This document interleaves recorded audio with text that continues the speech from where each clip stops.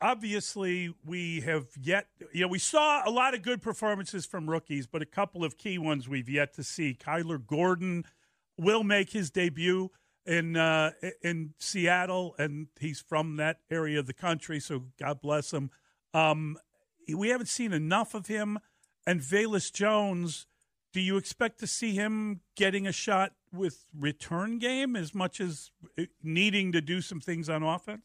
I mean, look, you're trying to get that return game figured out, and so you would hope that you'd want to get him some preseason reps, both as a kick returner and a punt returner, and figure out where he best serves you. And Gordon, you're right. I mean, we talked about it, that when you miss a significant chunk of training camp and you miss the mini camp and you miss some time going back to OTAs, you have to prove that you're available and durable and dependable. And one way to prove that is to play a game and then come back the next week and practice, 3 or 4 times and get ready for the next game. And that's a question that Kyler Gordon has to answer. We see his playmaking skills when he plays. We see the way he's wired aggressively to go around, fly around, make plays, to do the things that Matt Eberflus wants out of this defense. Well, now the big question you have to answer is can you do that every single week to the point where we can put you in our game plans and not have to worry about whether you're going to be on the training table when practice rolls around on Wednesday, Thursday, and Friday. And so big night, I think, for Kyler. And I think he's excited because, as you mentioned, he's from Everett, Washington, obviously played his college ball in the very same stadium where the game will be on Thursday night. And so it's a fun moment for him and obviously an important one as well. Dan, as we talked about and you pointed out on our podcast, Take the North, that Matt Eberflus had a good day Saturday. Coaching mechanics, the staff was in sync, and a lot of things that I think were positives. Mm-hmm. So I don't want this to come out as overly critical, but I was surprised, and maybe I'm the only one, but when you have your starters play 18 snaps in the opener and you're playing them 6 to 10 in the second game, how are you going to gauge progress? Because you're going to see less of Justin Fields when I want to see more. And I think you have enough young players where you understand why they might be wanting to protect them from the wear and tear, but they need the reps. So why did they go backward? Well, they want to see more too, David. I think this is a byproduct of a very unorthodox schedule and having a quick turnaround and having to go out west, right? Long trip on a Thursday night and have a quick turnaround to play this game. And I think it's just the cautious route. Listen, this is a 3-game preseason now. It's not the old 4-game preseason. So this isn't the second to last preseason game that used to be everything, right? The dress rehearsal. That's going to be next week in Cleveland, where I think they're going to play these guys, through the entire first half and get a really long look. And then obviously you don't have that 4th preseason game. And so you've got a longer runway to the regular season. And so it's just, I think a scheduling byproduct in a lot of ways is just to keep guys healthy and safe. We've documented how long that list of injuries has been the last few weeks. And so this is just kind of a bridge they're going to cross here and then move on to Cleveland. And I would expect guys that they would do a little bit of that preseason game planning for that Browns game, try to treat that as the game that they really want to view as their litmus test. And we'll see a lot of Justin Fields in the offense next week. So just hold on for another 10 days and we'll get you to that longer look. Dan, you know how long the list is of offensive coordinators who have been in this town and on that job who just don't get it or don't connect or don't communicate in a way that makes you nod your head.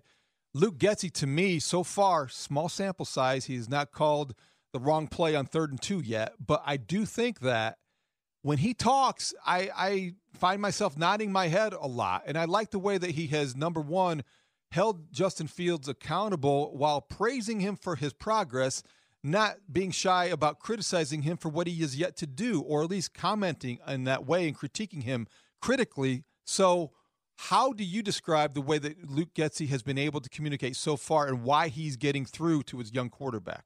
Well, first, let me give you a nugget and homework assignment so that you guys can understand what this position is, as you guys very well understand what this position is in Chicago. This is my 10th season on the beat.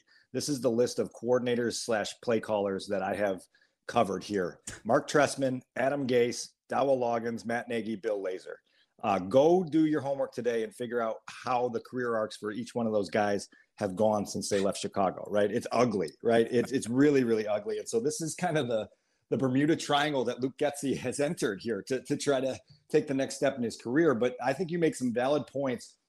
And I thought, I asked Luke on Monday just how he's handling this transition from going from Green Bay, where you have a 4-time MVP quarterback and a well-oiled machine with your offense, to a group here where you've got Justin Fields, who's made 10 starts, and an offense that is, without question, a major work in progress with daily headaches. And he said, listen, like I have to balance the idea of perspective and patience with being demanding. And I think more often than not, he leans toward the demanding because he knows what high level offense in this league looks like, what you have to do to attain it. And I think Luke Getsy is been very firm with Justin Fields and the rest of the offense and saying, this is the standard. And I don't care if you're young and you haven't played a lot, this is the standard. And if you're not meeting the standard, well, then you better push yourself to meet the standard. And his ability, David, also to be honest and critical in front of the cameras, I thought was refreshing, and being able to identify things that Justin needs to work on and being comfortable in saying them without having this fear that somehow it was going to shake the young quarterback's, future up, right? Like, and too often we don't get that up there. And so there's a lot to like about the way Luke Getsy communicates and connects. And that's not only with us, but certainly more importantly with the players that he has in that offensive room. And I am going to be really interested to see if he can get better results than those 5 guys that I listed at the start of that question. Dan, can you give us a prediction on who will be the Jack Sanborn of the second preseason game? And could it be Jack Sanborn? That's a good question. Yeah, I mean, it could be Jack Sanborn again, right? Like this is a kid that is going to get opportunities to make some more plays. And obviously the interception, the fumble recovery, he had a tackle for loss, 2 tackles on special teams. That's the way you make a football team, as you guys well know in August, is do a lot of different things in a lot of different areas and make the coaches notice you a lot. Micah Treadway, another local kid out of Bolingbrook. He ended the game last week with the sack that sealed the win.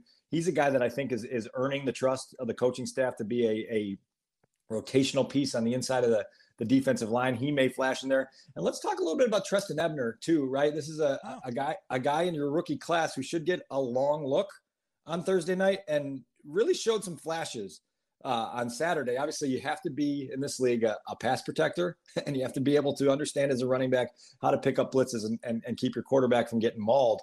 But with the ball in his hands, Ebner had a big kickoff return to open the game Saturday. He had that 27-yard run that not only included that nasty cut, but a finish downfield where he lowered his shoulder and his head and got 4 or 5 more yards. And then obviously had that first touchdown catch from the Bears. So that's another guy who I would say you may be seeing the ESPN cameras on a lot on Thursday night, just based on the playing time and his ability to flash. Do you expect Velus Jones to have a bigger impact on special teams this year or on the offense, and will he be playing Thursday night? I hope he plays Thursday night. We kind of asked him about that on Monday, and he's kind of just said, you're going to have to ask coach, and kind of went down that route. But, man, this is a guy that you need to help you in a lot of different ways. And my goodness, like you better show ways in the preseason to prove to everyone that you can be relied on in certain roles. And so, yeah, I mean, I think if you were a betting man and trying to put money on it, I'd say he'd probably have his greater impact on special teams in 2022. I think the vision inside the building is that they need to carve out a significant role for him on offense for this offense to go to the levels that they want it to go to in 2022. And so, there's some big times ahead for Velus Jones as well. And I think we really want to see what it looks like under the lights in game action and how much he can handle on his plate.